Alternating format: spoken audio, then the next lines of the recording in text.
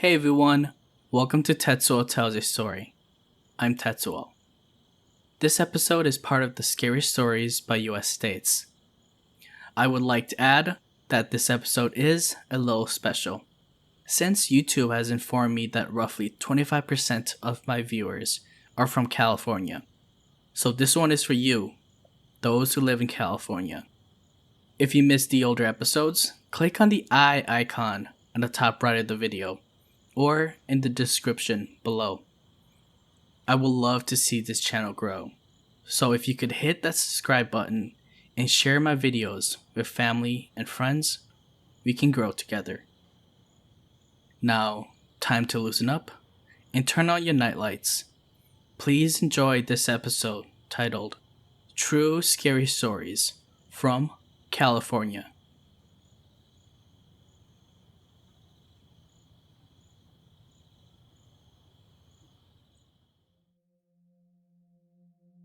Story 1.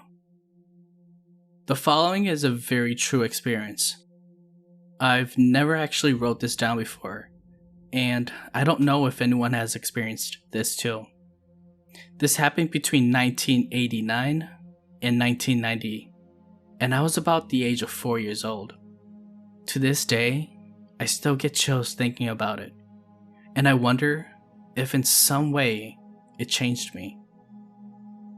My parents had a house in the Inland Empire of Southern California, and at that time, my brother hadn't been born yet, so I was the only child.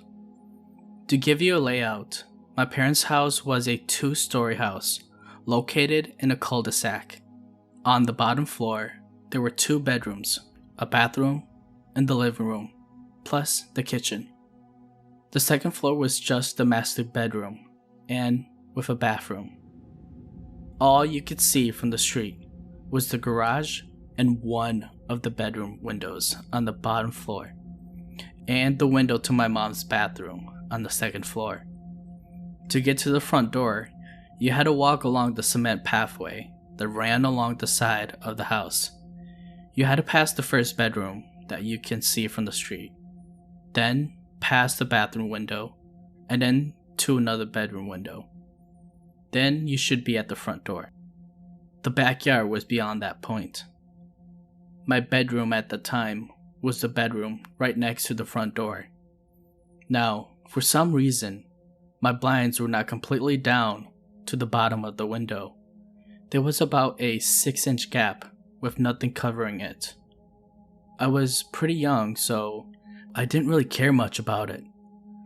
The bed was in the middle of the wall across my bedroom door, and to the left was the window. According to my mom, this all happened right before midnight. My mom was asleep in her room upstairs, and my dad was a policeman that worked nights in another city. I was fast asleep in my room, and out of nowhere, I suddenly woke up, looking at the ceiling. I don't know what woke me, or if I just popped awake on my own. After my eyes adjusted to the nightlights of my bedroom, I sat up and started looking around my room. All of a sudden, something caught my eye at the window, in between the gap. First, I thought it was a street light reflecting on the window, but I knew for a fact there was only one street light. And what I was looking at was 2 obvious glowing spots that were spaced apart as if it was on someone's face. Then I thought, is that a cat looking at me? And yes, I vividly remember thinking these things, trying to debunk this at 4 years old. I had remembered that my cat Chelsea's eyes would also reflect at night, but this looked way different than that. The cat's eye was almost different in color when reflecting. These were 2 very solid, bright, white eyes glowing at me, looking straight right at me. I just stared at them, frozen stiff, trying to make sense of what I'm seeing. I couldn't see a face at all. The eyes were just so bright, nothing else stood out. That void or face around the eyes looked blacker than the night. I thought again. Well, if this is a cat, how could a cat be big like a person? And why would a cat stand up to stare into my bedroom? The curiosity got the best of me, and I went for it. I flipped my covers, turned my little 4-year-old body towards the window, and I put my feet on the floor. This is the moment the creepiest thing happened, and it will forever be burned into my brain. I got off the bed and got on my knees to get a closer look at this so-called cat. At this moment, this faceless pair of glowing white eyes begins to slowly and steadily tilt to the side. The eyes locked right onto me, not even blinking once. The feeling of dread and fear shot through my body, completely terrified, and booked it down the hallway, through the living room, up the stairs to tell my mom. Although I was going as fast as I could, I felt like it took forever. When I got to my mom, I was so upset I couldn't get any words out. Tears were running down my face, and my mom was becoming seriously concerned at this point. She was able to calm me down just enough for me to get out the words. There are white eyes looking at me through my window on the bottom, stuttering and crying hard. "Are you sure?" my mom asked. I cried out, "Yes." She didn't even go down to look. She just called the cops. I don't remember the time it took for them to arrive, or what they said, because I finally fell asleep in my mom's bed. I do remember faintly waking up to a knock on the door, and my mom going to open it. The cop speaks to her, and I hear her say, "Okay, thank you, good night," and she shuts the door. "Did they find it, Mommy?"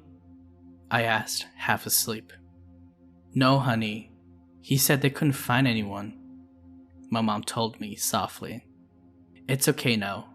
Try to go back to sleep." It's safe to say the next day, my whole window was covered. Fast forward some years, I'm in middle school now. Every now and then, I would think about that night. Sometimes I wondered if that moment was real, if those eyes were really there, those unforgettable white eyes.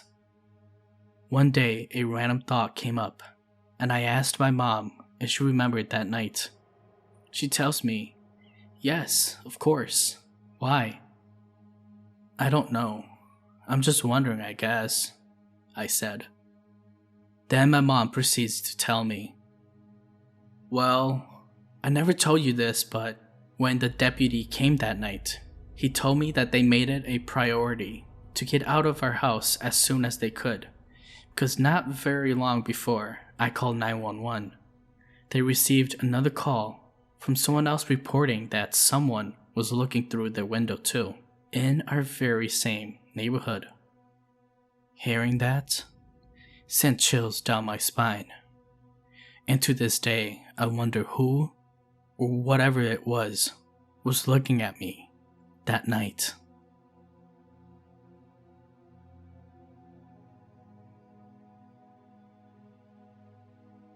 Story 2. In the outskirts of Fresno, California, in a small town of Friant, lies a body of water called Milton Lake. This lake is connected by rivers and streams identified as the San Joaquin River. As this river flows south, it passes through another nearby lake called Lost Lake. Milton Lake is known to be man-built as a reservoir, and also rumored to be constructed over an old cemetery. On the other hand, Lost Lake has numerous rumors of just about anything creepy. Lost Lake has many ghost stories. Way too many. That is, if anyone has lived in the Fresno area at one point or another, they're bound to hear some of those stories. Though I am not personally involved in the story that I'm about to tell, this true event occurred back in the early 90s, and it happened to friends of a sibling of mine. A group of around 10 friends, which consisted of teenage boys and girls, went out to Lost Lake during one summer night to hang out. This was a normal hangout routine, and back in those days, drugs and alcohol weren't really a big issue for teenage boys and girls. They were just all there to hang out, talk, and couples would spend time together. They all stayed close to each other, especially because everyone knew of the lake's reputation. However, as it got close to midnight, a young lady came towards the group from the direction of the lake. She was in a white gown. She was very pretty looking. And about a couple or few dozen feet away, in a very sweet voice, she asked the group of kids if they have seen her boyfriend, Jimmy. Some of the boys responded by telling her that they don't know a Jimmy. As the lady got closer, she again explained that she was looking for her boyfriend, Jimmy, who abandoned her and left her at the lake. As she got up closer to the group, it became apparent that her face suddenly looks all rotten, like she had sat at the bottom of the lake for quite some time. The entire group of kids ran into their car and quickly left. Each of these teenage kids' family had to hire a shaman to come and call their spirits home, as it was rumored that each of these kids either got sick or emotionally distressed right after the event. A shaman explains to one of the family that this young lady that they saw is one of the drowned victims at Lost Lake. She and her boyfriend went there to swim, and she got pulled in by a dragon. Her body was never found. There are still stories today that if you go to Lost Lake at night, you can still hear the name, Jimmy, whispered through the wind and throughout the night.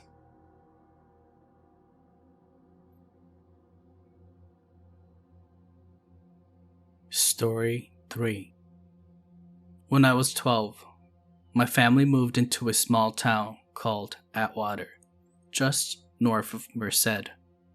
We moved into an old house, which was one of the original houses built when Atwater first became a town.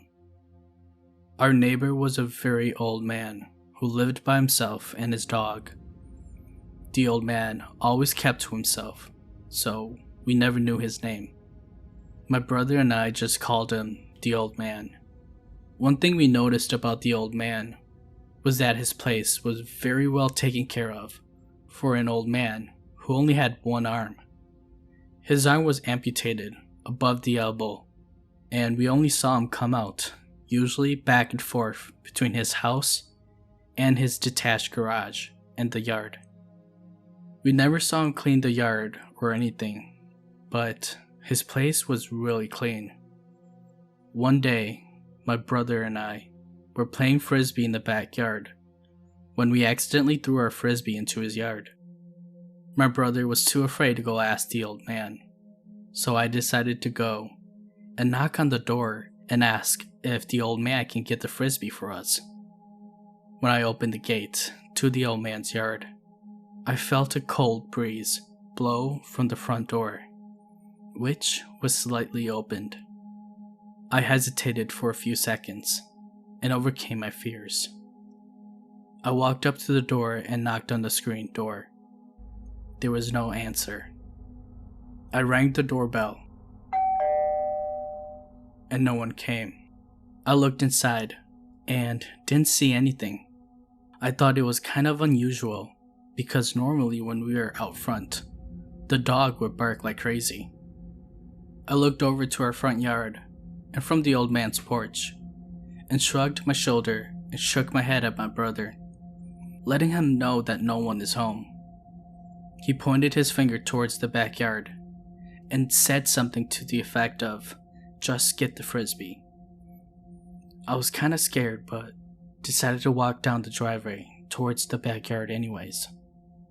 I walked past the detached garage in the back and picked up our frisbee, and as I turned around, I felt the same cold breeze that came from the house, but this time it was followed by a warm, slow breath exhaled into my ear. I turned around and started running down the driveway towards the front gate, and as I did, I approached the kitchen window, and I can hear the old man whistling. So I ducked and pressed my back against the wall. I tried to walk underneath the window, out of his view, but as I was doing it, it finally hit me. How the heck is he washing the dishes with just one hand? So I stopped and decided to peek in to see how. I slowly peeked from the corner, and at first I just saw his face, old and wrinkly.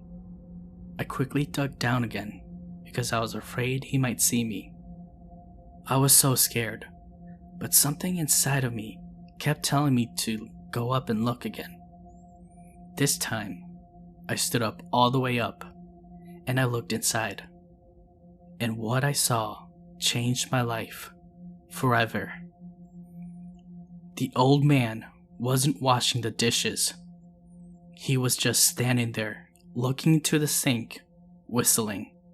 From beneath his armpits were two bluish-gray arms, doing the dishes while he watched.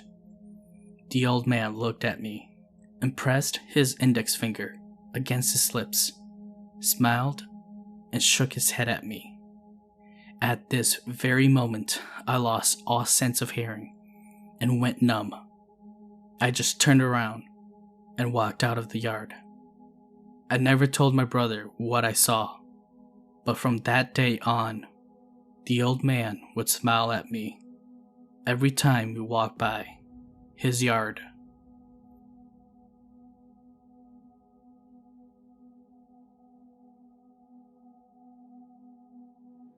Story 4.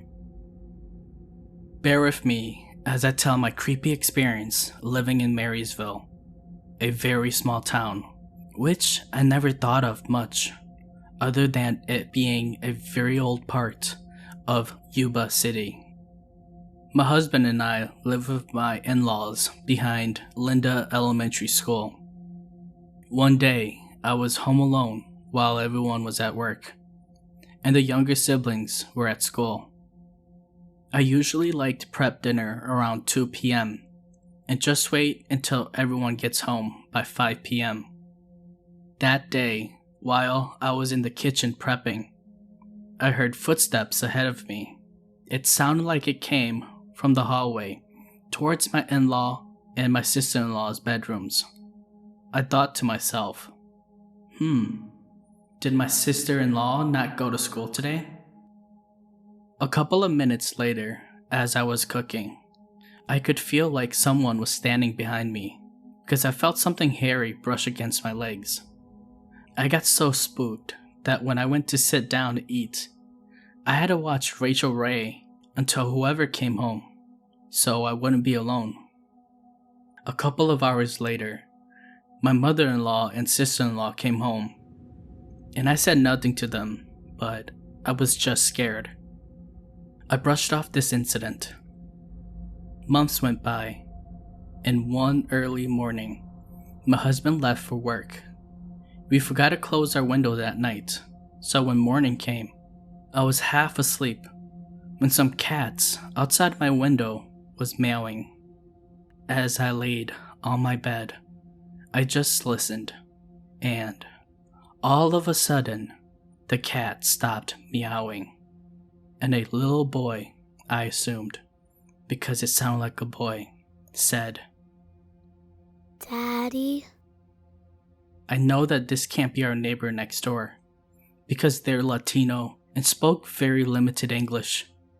I finally ran out and had the courage to tell my mother-in-law what I've heard, but she gave me a "Are you crazy?" face, so I brushed it off. Years went by, and I had my daughter. One night, I was putting my baby to sleep, and of course, as every mom does, you always slowly turn the doorknob quietly when you leave the bedroom, so the baby could sleep peacefully. As I left the bedroom, I started washing bottles, and after that, I started cleaning the living room and vacuuming. After I finished those chores, the house was sparkling clean, and I was a happy mama. But I wanted to go check on my baby just to make sure that she was doing okay. As I walked towards our bedroom to open the doorknob was locked. I asked my husband if he accidentally locked the door, and he said that he's been out in the living room the entire time. My heart started beating fast because I knew that the whole family was either in their own room or in the living room. And if they did leave the room, I would have seen them because our bedroom is right next to the living room and kitchen. I got so scared. I started yelling at my husband to unlock the door, and he did. We went to check on the baby, and she was still sleeping peacefully. My husband and I both came out of the room quietly. We both sat together in the living room. And remember how I said I was a happy mama, that the house was clean? Well, as we both walked into the living room, the baby bottle brush happened to be laying on the floor in the living room. I got so scared, I told my husband that something didn't seem right. But I knew I had to be strong and played it off. Another late midnight, probably around 1 a.m., my daughter suddenly started crying really loud that my husband and I thought she was hurt somewhere. My husband took my daughter out to the living room to calm her down, and as I looked at my phone to see what time it was, I fell right back asleep. I had a scary, scary dream. I saw that I was sitting in our living room, and my mother-in-law was standing in front of the TV, pointing to the corner next to me. She shouted, "Go away!" This voice growled so loud, like, good lord, it sounded so demonic. I woke up right then and there, and my ears were burning. I looked at my phone again to see what time it was, and it was less than 10 minutes since I last looked at my phone earlier, before falling asleep. I got so scared I rushed out of the bedroom and told my husband that we can't stay here anymore. My husband looked at me and said, "I believe you." Thankfully, we moved out of Marysville. My husband did say that there were a lot of weird things going on in his family's house, but because they're so used to it, they would never leave that house. But the folks that are familiar with Marysville might know what I'm talking about.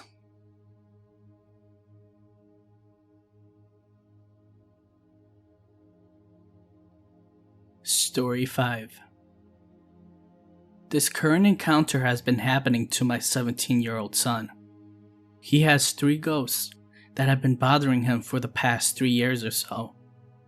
They talk every night and mumble, so you can't understand what they're saying. They don't allow him to sleep.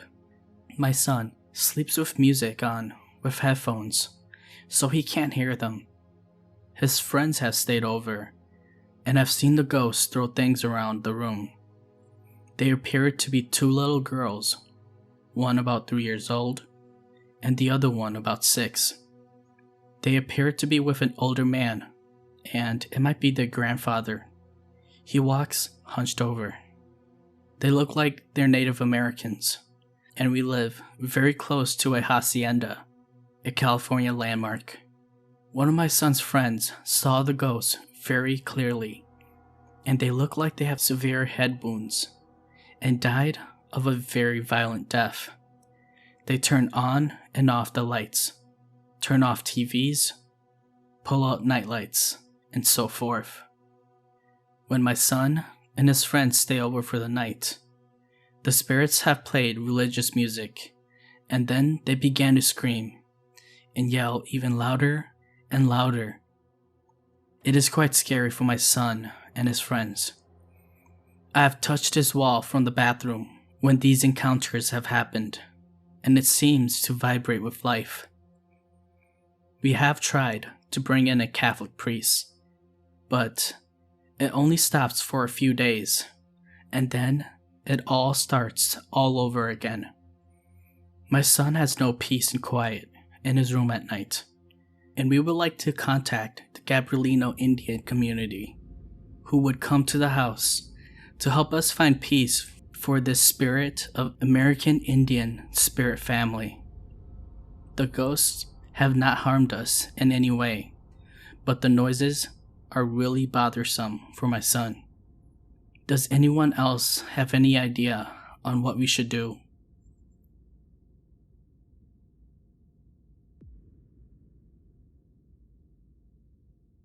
Story 6. I have 3 encounters I'd like to share. First one. If you grew up in these apartments in California back in the 1990s, then you most likely know this apartment. It's called Gateway Apartments. I'm not sure if it's still called that, but I remember the very first time that I saw an entity. I was sitting in the living room watching TV when all of a sudden it appeared right in front of me in a Hmong outfit with long black messy hair and a long tongue. It was sitting in front of me laughing and sticking out its long tongue. I was really scared, so I rubbed my eyes and it disappeared. Then shortly afterwards, my older siblings started seeing other stuff too, so we moved downstairs to a different unit. Second one. I hate this old house the most. Till this day, I still have nightmares about it. Even my siblings do too. It was a very large 2-story house with 6 bedrooms, 3 bathrooms, a dining room, living room, kitchen, storage, and so forth. There were 2 sets of stairs, one in the front near the entrance door, and one in the back near the storage room that leads to the kitchen. We moved there in the early 2000s. I remember the first night. I could not sleep. It was summer, and if you lived in California, you know the heat in the summer is pretty hot. But that night was cold. I remember my siblings and I all slept downstairs the first night because we were all afraid. It was our first big place. I am a light sleeper and usually can't sleep much. I remember the first night. I slept in the living room, and all of a sudden, I heard something. I looked towards the family room, and there she was, a very old white lady. Her hair was white, and she wore a long black dress. Her skin was pale white and super wrinkly. She was kinda hunched over, but she wasn't skinny. Her eyes widened as she saw me looking at her. She stared for a few good seconds, and then turned away and started walking towards the kitchen. And then, just like how she appeared, she disappeared into thin air. A lot of other stuff happened, but that one was one of the most clearest that I remembered in that house. Third encounter. We had moved from the big house back to a small apartment. I had 2 bedrooms, very small and stuffy, because it was one of those apartments that was underground. My younger sisters and I slept in the living room because it was pretty crowded, as I do have a big family. I remember the first few weeks. I kept waking up to exactly 3 a.m. Then one night, I heard the fridge making a clicking noise, so I opened my eyes. I looked towards the fridge and saw a lady floating. Her eyes were white, and she had very long hair. She wore a long dress. She opened her mouth, and right then I shut my eyes. Then I can't remember if it was the next night or a few nights afterwards, but I remember this particular night, and it was one of the nights that freaked me out the most. I woke up at 3 a.m. and looked to my left. I saw someone sleeping next to me. Without thinking much, I thought, when the heck did my little sister move to my left? Usually my sister always uses a blanket, even when it's hot as heck. But this thing that I thought was my sister was laying in a curled up position with long black hair. I was too tired, so I thought, oh well. Then, about an hour or so, I woke up again, and I saw my sister sleeping to my right. I got up and used my phone as a flashlight, and to look at my left. Nothing. I shook my sister and asked if she moved to my right, and she said no. I freaked out and called my parents' cell phone and woke them up. Then, a couple of weeks later, my dad had the church members come pray, and my dad revealed that there was a Hmong lady who passed away in our apartment. He didn't want to tell any of us, but didn't expect me or anyone to see anything. After the church people came to pray, I stopped seeing things in the apartment. There are more things I've encountered throughout the years, but these 3 incidences are what I remember vividly.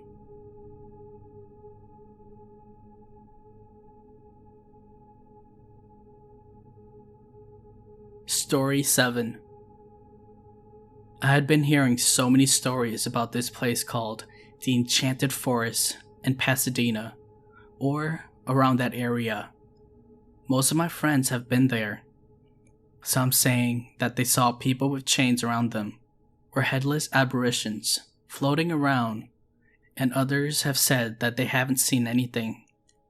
I also heard stories about hot spots in the forest, where you would feel like you're being burned. So one night, after going out to a birthday dinner with 5 of my female friends, Joy, Janae, Andrea, Monica, and Jay, I started telling them about the forest.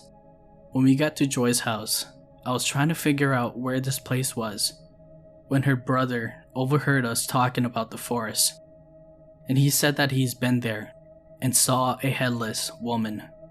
He gave us the directions to the place, and we soon headed off around 11 p.m. When we got to the forest, there was no one there except 3 other people, and the place was extremely dark. The only light was coming from the moon. We were all very hesitant about going in because of all the stories that we have heard, so we decided to hold hands while going in, and we promised each other not to let go, no matter what. So we headed into the forest, and I honestly don't know why, but I started laughing out of nowhere. I couldn't control it at all, and everyone started getting angry at me and asking why on earth I was laughing. So we continued to walk, and I was trying to control my laughter, when Jay all of a sudden lets go of Andrea's hand and stops walking. She said she saw something dwarf-like cross the path, and we figured it was probably an animal. But then we all got quiet. What looked like 2 red orbs in front of us. Joy lets go of Janae's hand and was the first to start running. We all then started running, and I tell ya, I have never ran that fast in my life. While we were running, there was something definitely chasing us, because you could hear it loud and clear, and also felt like it was getting closer. I turned back to see how close it was getting, but when I looked back, there was nothing there. But at the same time, I could hear and feel it there. I turned around, and as we were running, Joy, who was ahead of us tripped, fell, and rolled onto the ground. But she didn't trip on something. It was as if someone tripped her, and we all saw it. It was as if someone put out their foot and tripped her. But nothing was there. Janae helped her up, and we continued out the forest. Only Andrea and I heard that scream. We passed the 3 people that we saw when we first arrived, and it looked like their flashlight was turning on and off, and they were just looking at it in shock. We hurried back into the car and headed back to Joy's house. We were quiet for a while. Then, Joy started telling us that she swears something tripped her, and we said we know because we saw her tripped, and it looked like something did trip her. I'm not sure what on earth happened, but I'm sure of one thing. Something was definitely chasing us. The only question is, what was it?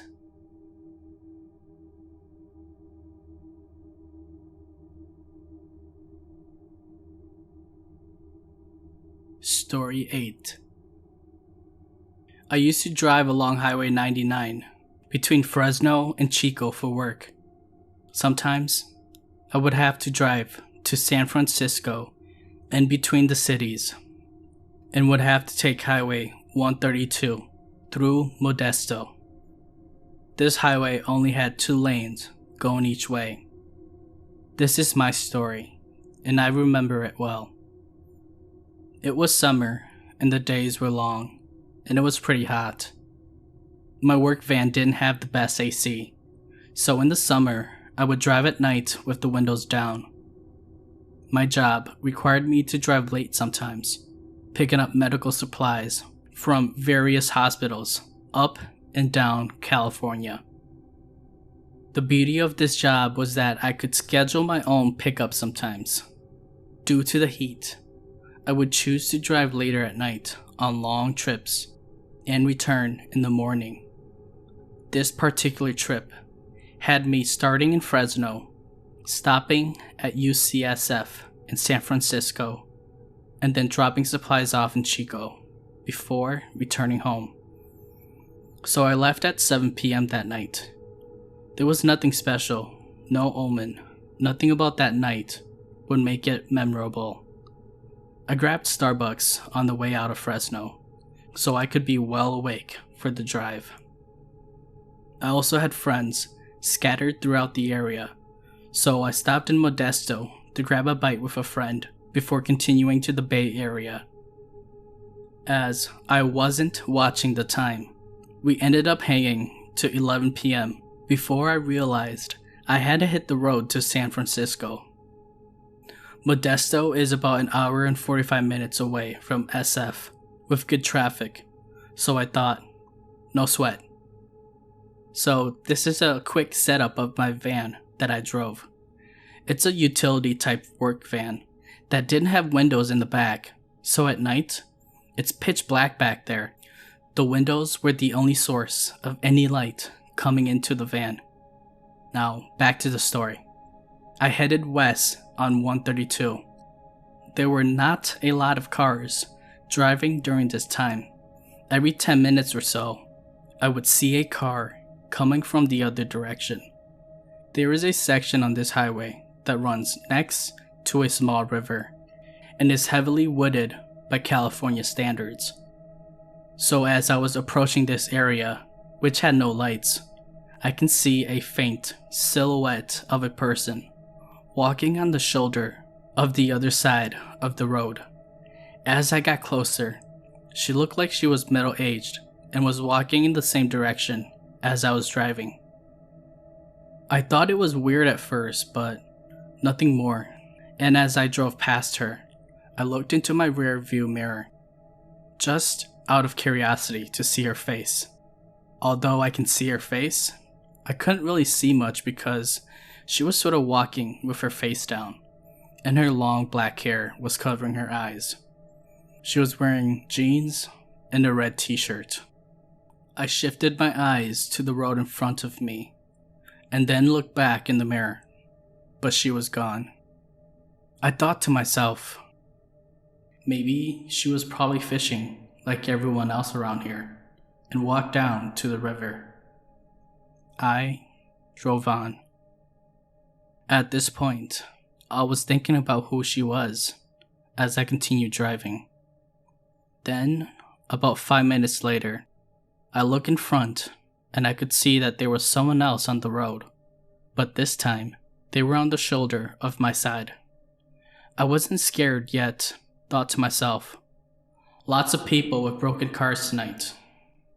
As I got closer, I could see that it was a woman in red shirt and jeans, the same woman that I had seen earlier.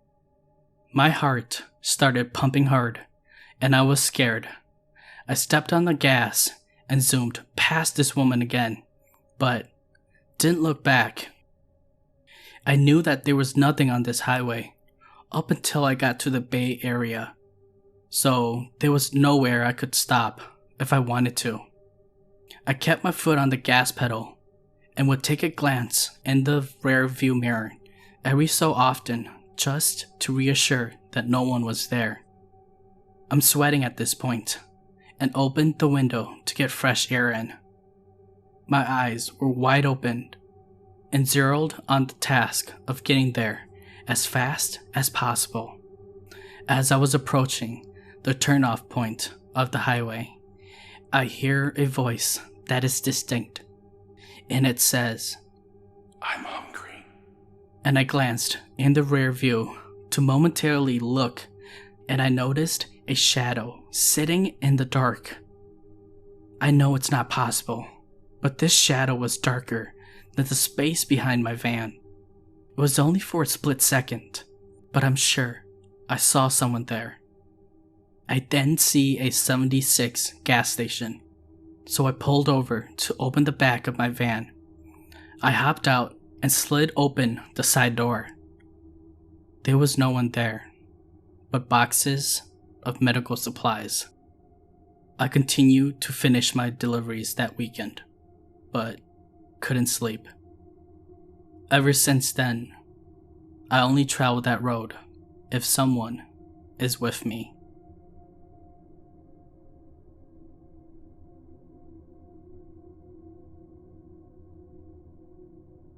Story 9. My husband and I live with our children in the house that I grew up in. The house was built back in 1940s or 50s. I've lived in this house since I was 8 years old. The house has always had an awkward feeling to it. Some nights, the house is terrifying, and the other nights, it's calm. The first experience I had was one night my husband and I were sleeping. Now, I'm terrified of the dark, so I sleep with the TV on. But something woke me up. I was dead asleep, and for some reason, I look into the mirror that is attached to my headboard. I saw a small boy standing at the foot of my bed. He had a striped sweatshirt on. His hood was pulled over his head, so just his face was showing. His arms were folded, and he was standing there, glaring at me. I couldn't make out any color. I just saw him in black and white, with the TV illuminating him. I was so horrified. I put my head back down again. I was too terrified to speak, and my husband was right next to me. I looked up again in the mirror, and there he was, still standing there, a little closer to me this time, just glaring at me. I sat up and turned around to face him, but when I tried to look at him directly, he wasn't there. I turned back to the mirror, and there he was again, but closer. I turned once more, and he was gone. The last time I looked in the mirror, he was standing right next to me by my bed. I screamed in horror. My husband jumped up. This time, I had the covers pulled over my head. I was screaming at my poor husband that there was somebody standing at the side of our bed. My husband told me there wasn't. I told him to look in the mirror on our headboard. He didn't say a word. He immediately turned on the light to our room. He insisted that he did not see the boy, but I know he did. 1 week later, he bought us a new bedroom set, one without a mirror as a headboard. The second experience I had was with my husband and I, with our kids. We moved into a new house a year after this experience. I instantly fell in love with this house. We moved in and everything seemed fine. But after the first week, I started to wake up every single night, exactly at 2:22 a.m. After a while, I hated being in that house. You could hear someone walking up and down the hallways, always at night. Our daughter would hear knocking on her door and scraping noises coming from the hallway. One night, our neighbor came to our door around 2:25 a.m., asking if I was okay. I said, yes, why? He said that he saw me standing and looking through my bathroom window. I told him that it wasn't me and that my window was too high for me to reach, so it couldn't have been me. He was insisting that it was me that he saw. Needless to say, we only stayed in that house for a year. Right after we moved out of that house, I never woke up at that time again.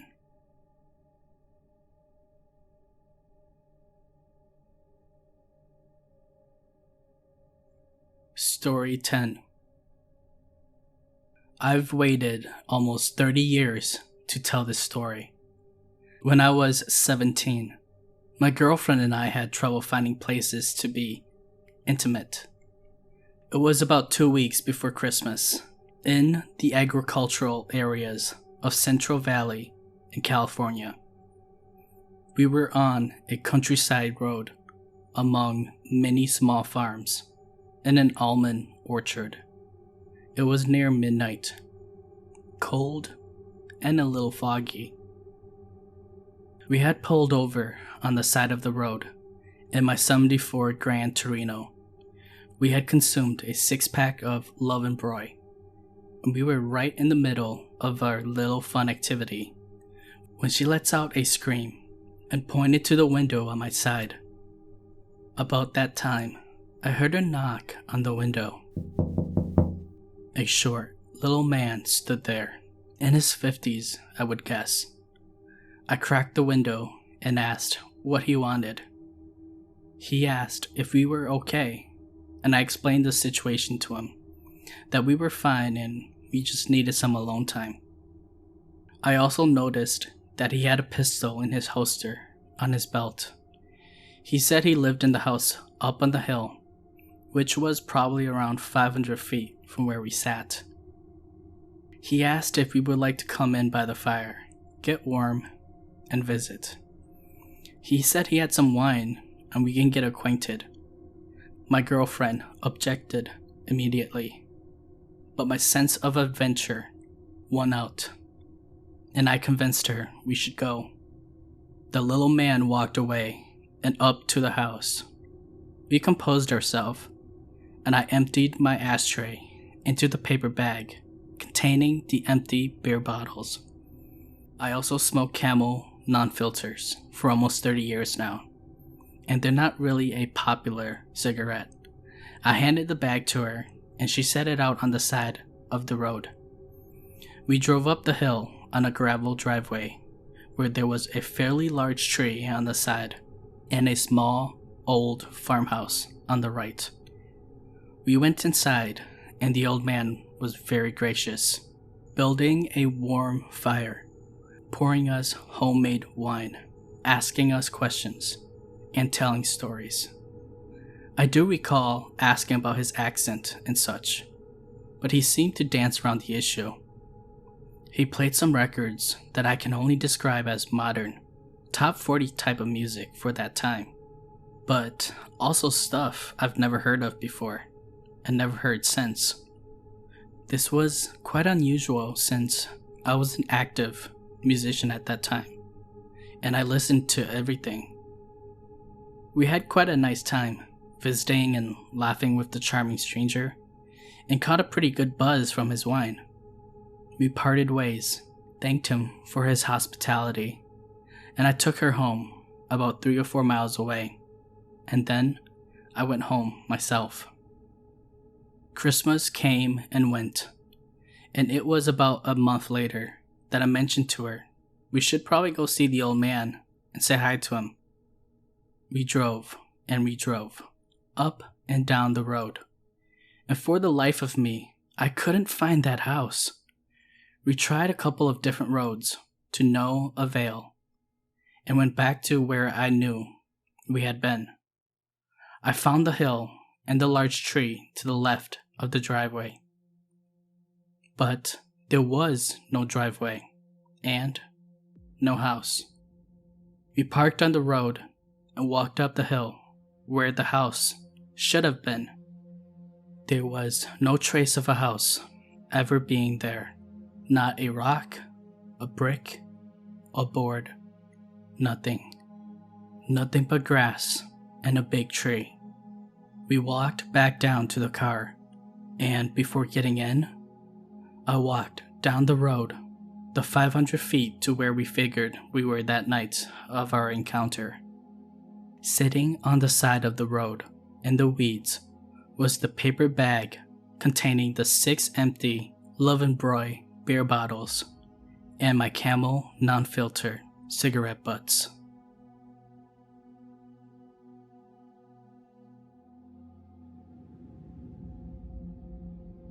Story 11. Trigger warning. This story involves mention of domestic abuse. Please skip to the next story at your own discretion.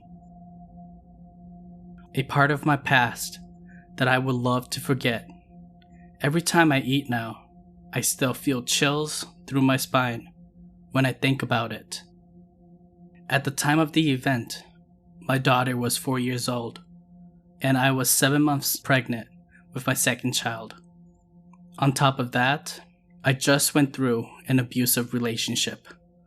The thought of a single mother couldn't get any worse after I left my ex-husband. As I started a new life, I thought everything would fall into place again. Since I was a domestic abuse victim and low income at the time, Fresno Housing Authority got me a house. It was this little new home across the Edison Elementary School, and it was perfect for the 3 of us. One evening, while cooking dinner, I left my 4-year-old outside by the playground with the neighborhood kids. There were several kids out there, and I just watched her through the screen door. Like many nights prior, when I got dinner ready, I yelled to my little Cynthia and Mong, "Lapin na mo! Come, let's eat," waving her in. Cynthia, who was always full of joy and happiness, ran towards me with a face full of smiles. But this time, as she got a few steps before the door, she froze in her steps. The smile on Cynthia's face was wiped off. She paused and stared right past me as she had seen something. Her face had turned into a troubled, confused look. I asked Cynthia what was wrong and got no response. Her lips just puckered and she appeared sad. I walked up to her and she hugged my leg and hid her pale face. I told Cynthia, "Hun, everything is okay," and held her hand. I walked Cynthia back to the house. As we walked in, Cynthia kept looking behind us.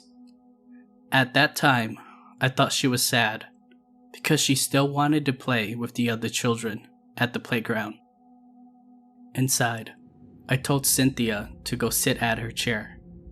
Our little square dining table has 3 seats on the 3 sides. I got our food ready and handed Cynthia's little small bowl of rice with chicken. Cynthia stared at her food with a sad face. Cynthia did not want to eat at all. I asked Cynthia what was wrong, but she refused to say anything.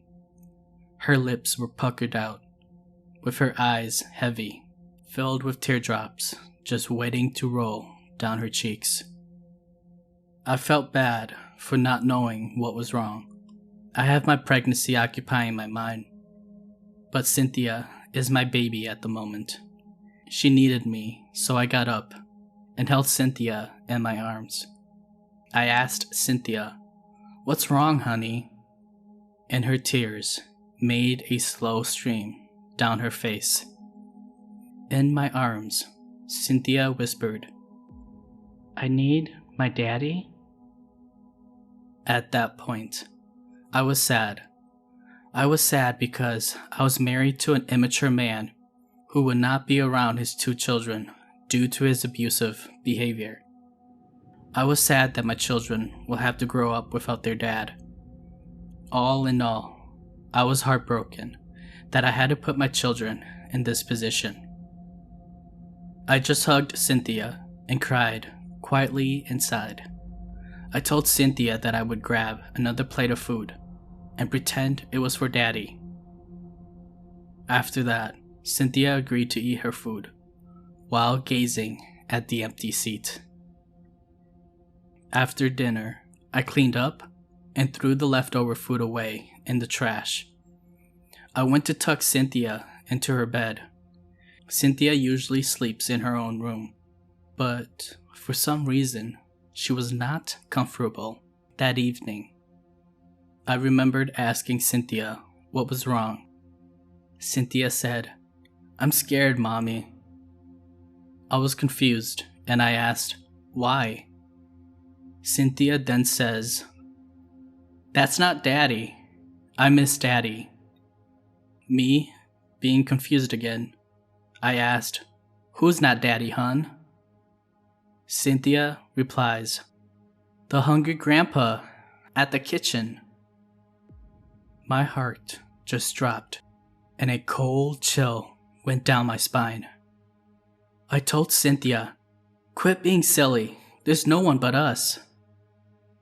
As a cold chill filled the house. Then a loud crash came from the kitchen. Cynthia and I were both startled. I jumped up a little bit. I think my unborn son at the time was also startled. I remember him kicking inside of me. It sounded like something had tipped over. My heart began to beat extremely fast. I told Cynthia to stay put and that it's nothing, trying to be tough and shrugging it off. But in my mind, I was scared. I knew something wasn't right, but I had to be brave for my daughter. As I walked out of Cynthia's room towards the kitchen, Cynthia again says, "Mommy, that's not Daddy." In my mind, I just wanted to tell Cynthia to shut up and not remind me. I turned around and told Cynthia, "It's nothing," with a fake smile on my face. I knew it's not her dad, but I just have to see what it was. I turned all the lights on as I approached the kitchen. My heart keeps pounding faster and faster, and my breathing becomes faster and louder, as if I'm running out of breath. As I made my way into the dark kitchen, in the corner laid my flipped over trash bin.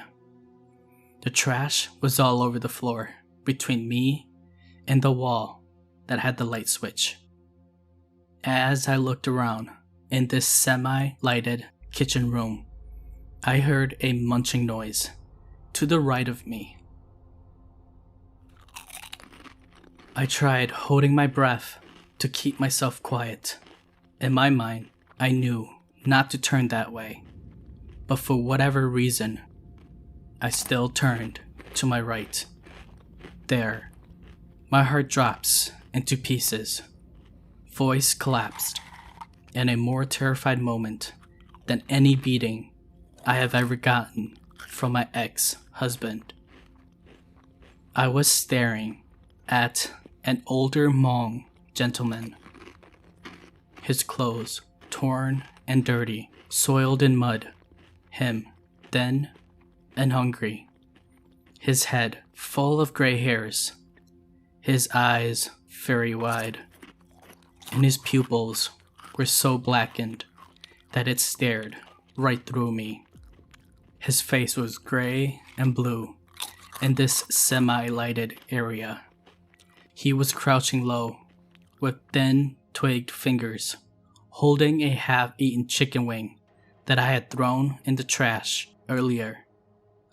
I just stared, speechless, beyond words could ever described. I was so terrified that I started to have contractions. I didn't know if I pissed myself, or if it was my water that broke, as the fluids drizzled down my legs. I held my breath and backed away from the kitchen, telling myself, it's not real. Once I was far enough away from the kitchen, I ran to my daughter and got her out the house. I ran to the house next door, who is a distant relative of my mom's. I cried to my neighbor and her husband. I told her what happened. They took me to the hospital. My neighbors were shamans, and they said that they would take care of whatever I saw in my house.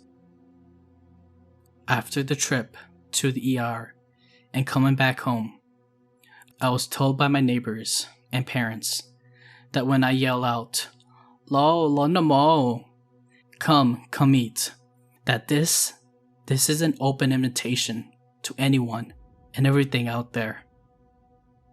I was told to just call my daughter by name next time and only ask her to come home, instead of having an open invitation.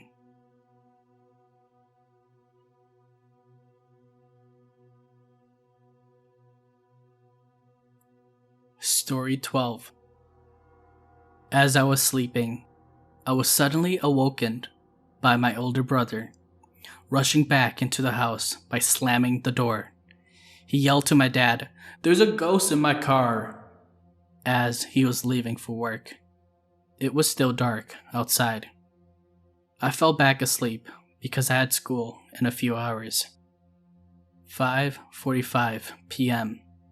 My brother picks me up from school at R.T. Elliott Education Center. I asked, "What happened this morning? What did you see?" He replied, "It's that girl again. She was sitting in the driver's seat. Her long, black hair covered her face, but her hair slowly started to move away from her. And I saw her smiling evilly at me with her messed up face. I was so scared to drive to work, but I did anyways." My brother is a gangbanger and is a raging alcoholic. When he has a chance to drink, he'll drink all day. Bad spirits have always followed him, especially this girl spirit who always pops up randomly. He has said that she was created or first came into his life in the corner of his bedroom, and she never left.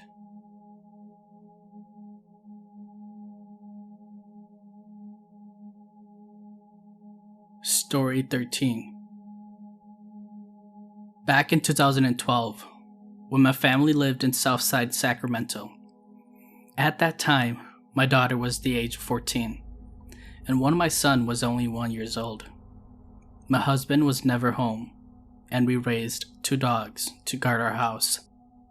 Again, it was the summer of 2012, and my daughter had gotten a summer job doing community service for minimum wage. Without knowing, I gave consent to signing her up for the night shift. A month flew by, and I had been dropping her off there at least 4 times already. Every night after work, she takes the bus home and arrives exactly at 12:15 a.m.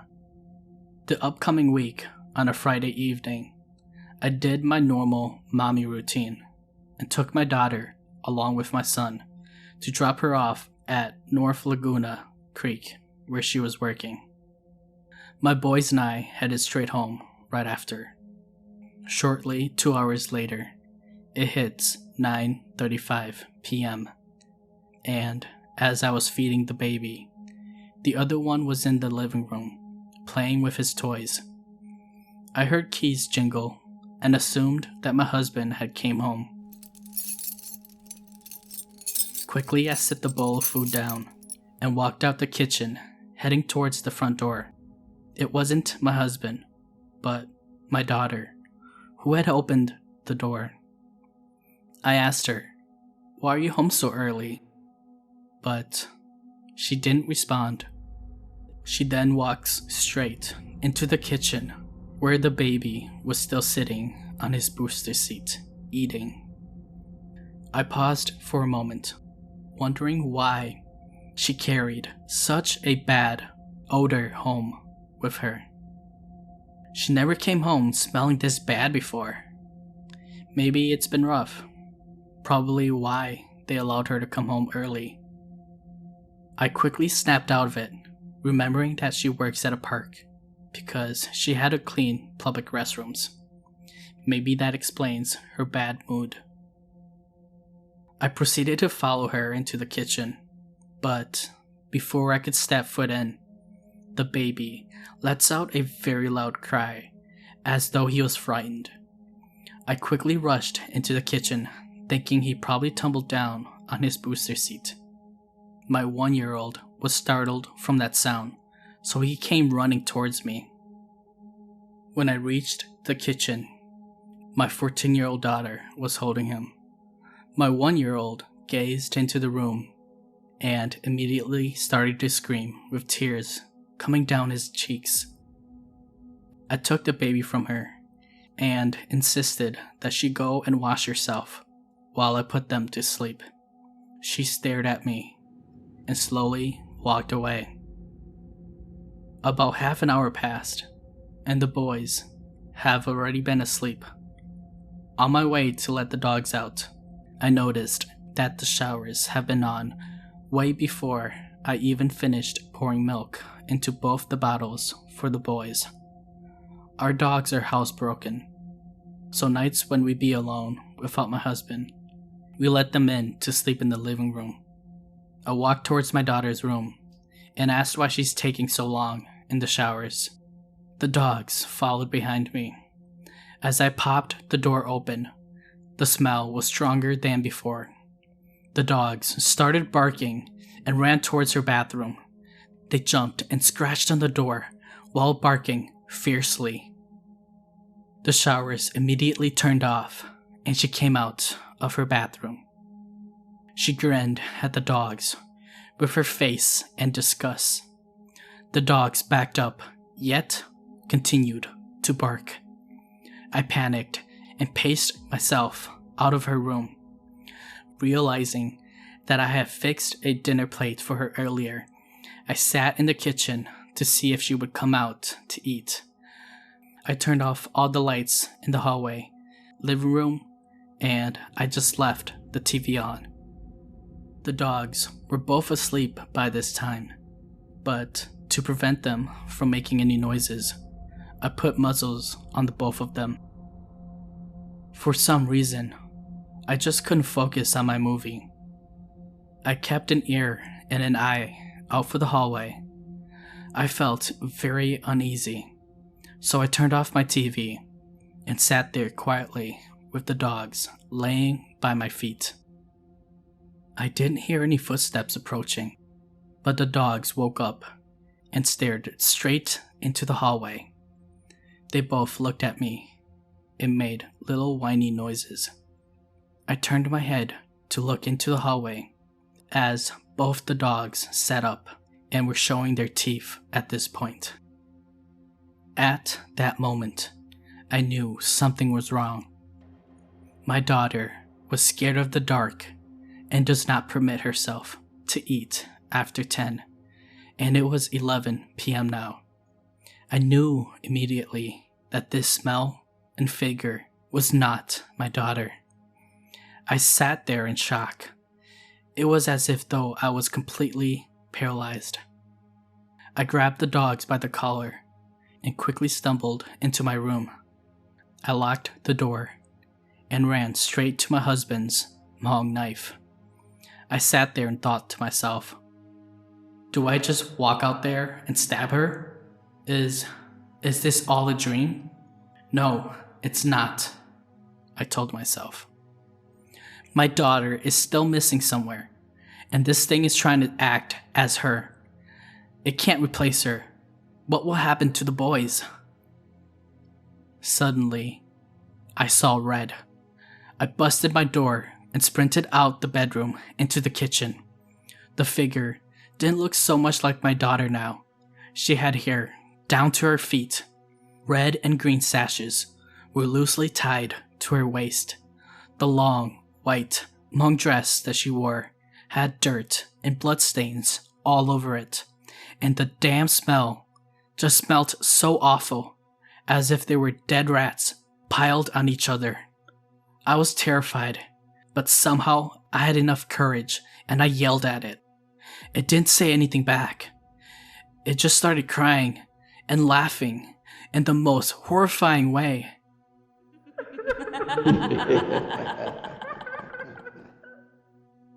I told her to return the same way she came, and if she didn't leave, I'll split her in two. She reached to pull her hair back from her face, and all I saw were bloodshot eyes. I threw the long knife right at her, attempting to gouge her face. She then let out a roar and ran.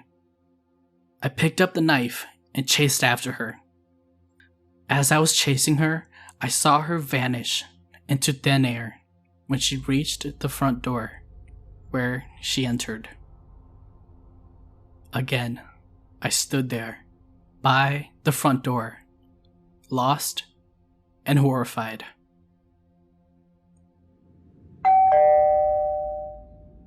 The doorbell rang, and my whole body twitched.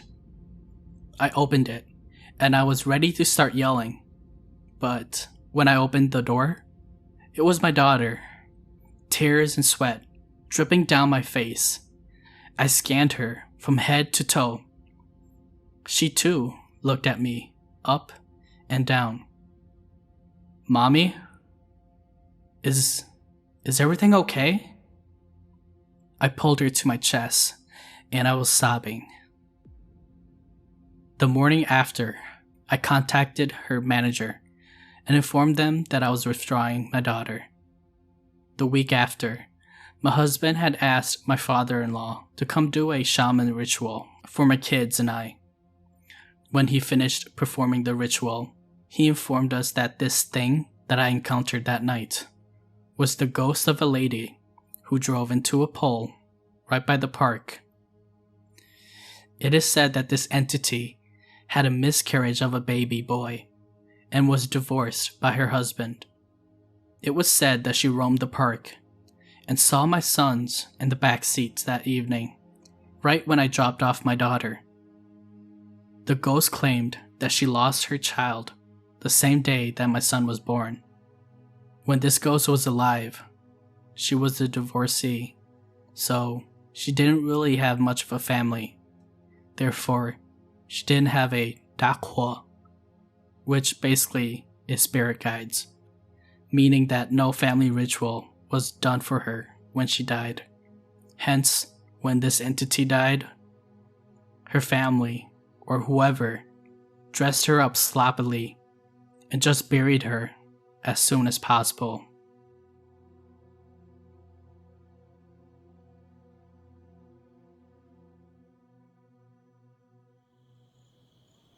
Thanks everyone for making it to the end of this episode.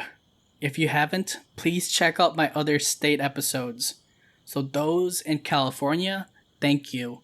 and I appreciate every one of you. So if you have a story to tell, be sure to send it to my email below. Until then, see you in the next episode. Thanks.